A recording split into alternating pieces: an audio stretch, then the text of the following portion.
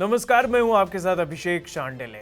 झारखंड में चुनावी माहौल है और ऐसे में बात करेंगे कि आखिर यहां का आदिवासी समाज किसे वोट करेगा, क्योंकि कुल 81 विधानसभा सीटों पर होने वाले चुनाव में करीब 28 सीटें अनुसूचित जनजाति और आदिवासियों के लिए आरक्षित है और कुल 9 सीटें अनुसूचित जाति के लिए आरक्षित हैं।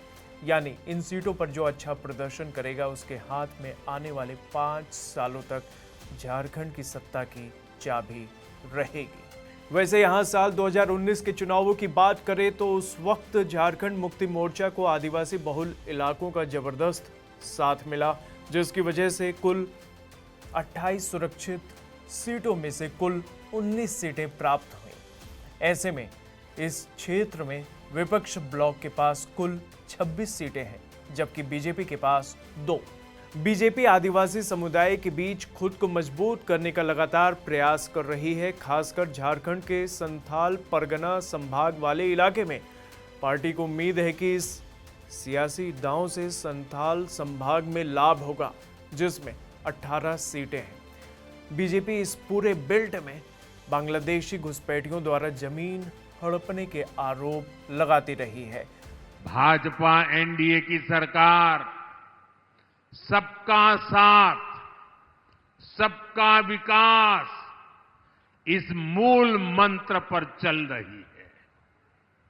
इसी रास्ते पर चलकर झारखंड विकसित होगा और भारत भी विकसित होगा। लेकिन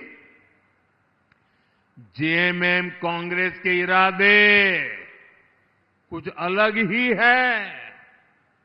कांग्रेस जानती है कि आदिवासी, ओबीसी, दलित बाहुल्य वाले राज्यों में वो इसलिए खत्म हो गई क्योंकि वहां ये समाज एकजुट हो गया।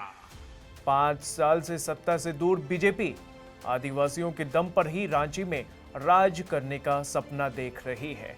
पार्टी के बड़े नेता आदिवासियों को खुश करने में जुटे हैं। प्रधानमंत्री नरेंद्र मोदी ने एक चुनावी रैली में चुनाव जीतने पर आदिवासी मुख्यमंत्री बनाने का इशारा किया, तो वहीं गृहमंत्री अमित शाह ने कहा कि आदिवासियों को यूसीसी के दायरे से बाहर रखा जाएगा। गृहमंत्री ने कहा कि उनकी परंपराओं और रीति रिवाजों को बचाने का प्रयास जारी रहेगा। बीजेपी इस बार झारखंड के विधानसभा चुनाव में बांग्लादेशी घुसपैठियों का मुद्दा जोर शोर से उठा रही है, जहां बीजेपी के नेता लोगों को ये समझा रहे हैं कि कैसे आदिवासियों की जमीन पर घुसपैठियों ने कब्जा किया। इतना ही नहीं, धर्म परिवर्तन जैसे मुद्दों पर भी बीजेपी का खास फोकस है।